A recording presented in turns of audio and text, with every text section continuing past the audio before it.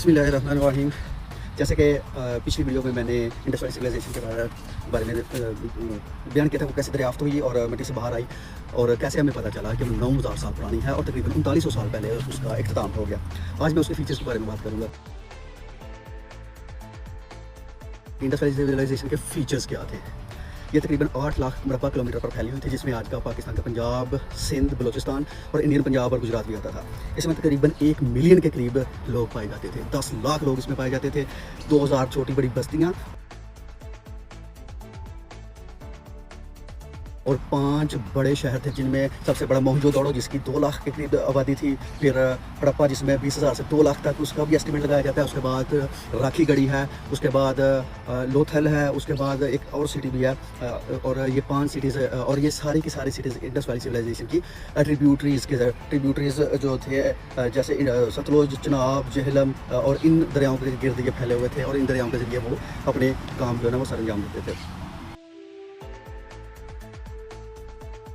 इन लोगों का रहन सहन कैसा था। ये बहुत ज़्यादा सादा लोग थे, रहन सहन इनका बहुत सादा थे, सादा लिबास पहनते थे। और सबसे जो बड़ी बात यहाँ पे हमें मिली है वो ये मिली है कि ये जो लोग थे इनमें क्लास डिफरेंस नहीं था। जो आज जैसे इंडिया में ज़ात पात का निज़ाम है, इनमें क्लास डिफरेंस नहीं मिलता। बाकी ये बहुत ज़्यादा पीसफुल थे। उसकी रीज़न ये है कि वहाँ पर ना हमें कोई मास मर्डर के शवाहिद मिलते हैं और ना ही हमें वहाँ पर जो है ना वहाँ पे कोई हथियार या इस तरह की कुछ चीज़ें मिलती हैं जो जंग के साथ रिलेटेड हों।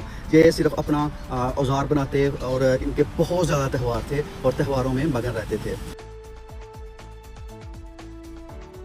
और दूसरी बात ये है वो परफेक्ट अर्बनाइजेशन, यानी अर्बन प्लानिंग के शहरी मनसूबाबंदी के वो पीक पे थे उस दौर में, जो कि आज इंडिया और पाकिस्तान के बहुत से शहर जिस प्लानिंग से आज भी महरूम हैं वो उस वक्त उसको अचीव कर चुके थे। वो किस तरह, क्योंकि उनके घर बहुत बड़े बड़े होते थे। हर घर में उनमें कुआं पाया जाता था। कुएँ के साथ साथ हर घर में टॉयलेट था, बाथरूम था और सर्वेंट्स के लिए अलग कमरे भी मौजूद थे। और उसके बाद जो मेन जो गलियाँ थी वो तकरीबन 11 मीटर तक चौड़ी होती थी और जो पानी की निकासी का जो निज़ाम था वो हर घर का जो टॉयलेट का या सीवरेज का पानी था वो मेन लाइन स्ट्रीट की जो सीवरेज लाइन थी उसमें जाता था और वो सीवरेज लाइन जो है ना आउट ऑफ सिटी जाती थी, शहर के बाहर चली जाती थी और सारी गलियां नालियां ऊपर से कवर होती थी ताकि इसकी वजह से बदबू ना फैले।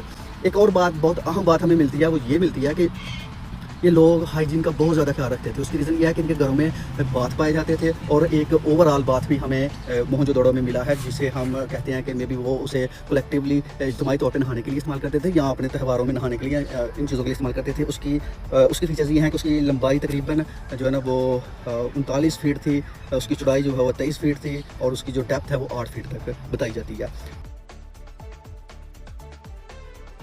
तो उसके बाद जब उनका सबसे बड़ा अहम ज़रिया था मुआश था वो ज़रायत, और उनका ज़रिया मुआश क्या था वो ज़रायत था और दस्तकारी थी।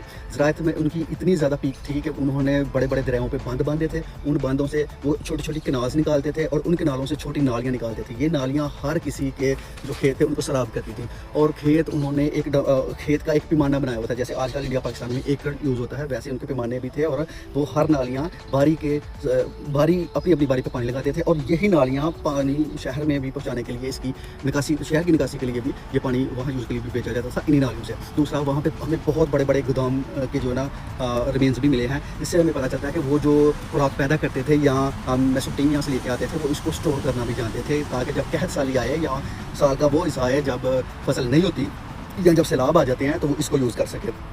और इस तरह बाकी दस्तकारी में वो क्या करते, दस्तकारी में वो छोटे खिलौने बनाते थे। जैसे हमें वो बैलगाड़ियाँ मिली हैं, उसके साथ वो डांसिंग गर्ल्स हमें मिली हैं और इस तरह के बाकी वो कीमती पत्थरों के जुड़े हुए हार बनाते थे। कीमती पत्थरों के से हार बनाते, कीमती चीज़ें बनाते, जो वो सारे के सारे 2000 आबादियाँ इंडस रिवर के ज़रिए मोहनजोदड़ो और मोहनजोदड़ो से अरेबियन सी से मिलती हुई वो पर्शियन गल्फ़ और अरबिक गल्फ़ के ज़रिए मिस्र और मेसोपोटामिया तक इनको पहुँचाते और वहाँ से भी खुराक और दीगर चीज़ें जो है ना नवादरात देने के बाद वो चीज़ें लेके वापस भी आते। ये कनेक्टेड थे कश्तियों के ज़रिए इतनी और ये कहत साली में वो स्टोर्ड खुराक को अपने बाकी इर्द गिर्द के लोगों को देने के लिए भी ये इस्तेमाल किया करते थे। इसके बाद जो जेवरात मेसोपोटामिया में बेचते थे उसकी भी हमें शवाहद वहाँ से भी मिले हैं, क्योंकि मेसोपोटामिया में एक शहर जो इंडस वैली इराक़ की सुमेरियन तहजीब का उर शहर है, वहाँ से हमें एक शहर का जिक्र मिलता है जो उर के मशरक़ की तरफ बहुत दूर मशरक़ में शहर मौजूद है, जिसका जो है ना वो जिक्र इसीलिए हमें मिलता और माहिरीन का अंदाज़ा है कि वो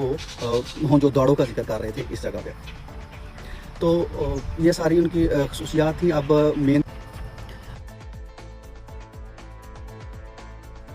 अच्छा, इनमें मज़हब का कॉन्सेप्ट क्या था, वो आइडल वर्शिप करते थे, मूर्ति पूजा करते थे। इसके स्वाद हमें इससे मिलते हैं कि हमें एक देवता का मुजस्मा मिला है जिसके सामने जंगली जानवर शेर, चीता, हाथी बैठे हुए हैं। उसके सर पे सींगों वाला ताज है, जैसे बैल के सर पे सींग होते हैं, और उसने जो है ना हाथ में एक भाला पकड़ा हुआ है, जिससे पता चलता है कि ये किसी देवता का मुजस्मा है। एक देवी का मुजस्मा मिला है जिसने कीमती जेवर और जवाहरात पहने हुए हैं, और उसके साथ उन्होंने कीमती जो है ना वो पहने हुए हैं, जेवरात के साथ साथ कीमती लिबास भी पहने हुए हैं। और हमें पता चलता है कि ये एक देवी का मुजस्मा है। एक ऐसी सील मिली है जिसपे एक शख्स जो है ना वो इबादत की फॉर्म में किसी बुत के सामने बैठा हुआ है। तो उससे साफ ज़ाहिर है कि ये लोग जो है ना वो मूर्ति पूजा करते थे। इनकी कब्रों की खुदाई हुई है। इनकी कब्रों की खुदाई करने के बाद हमें इनकी कब्रों से बर्तन और कुछ खाने पीने की चीज़ों और कपड़ों के स्वाद भी मिले हैं, जिससे हमें पता चलता है कि ये हेयर आफ्टर यानी मौत के बाद की ज़िंदगी की किसी न किसी शक्ल पे ये यकीन रखते थे। इसलिए ये मरने वाले के साथ कुछ चीज़ें दफना देते थे ताकि वो आने वाले ज़िंदगी में इसके काम आ सके। बाकी इनकी जो एवरेज औसत उम्र है वो 25 से 30 साल के दरमियान में होती थी, और ये मैं बच्चों की मौत निकाल के बता रहा हूँ। अगर बच्चों की अर्ली एज में डेथ भी काउंट कर ली जाए तो इनकी एवरेज उम्र 20 साल तक आ जाती है। तो वो लोग जो सिर्फ 20-25 साल तक 30 साल तक जिंदा रहते थे, उन्होंने इतनी बड़ी तहजीब और परफेक्ट अर्बनाइजेशन के जरिए इतनी लॉन्ग टर्म सर्वाइव करने वाली और तिजारत करने वाली एक तहजीब को कायम किया। इनमें से 100 में से कोई एक ऐसा इंसान होता था जो 50 तक पहुँचता था, मतलब 50 से ऊपर कोई भी नहीं थे जाते।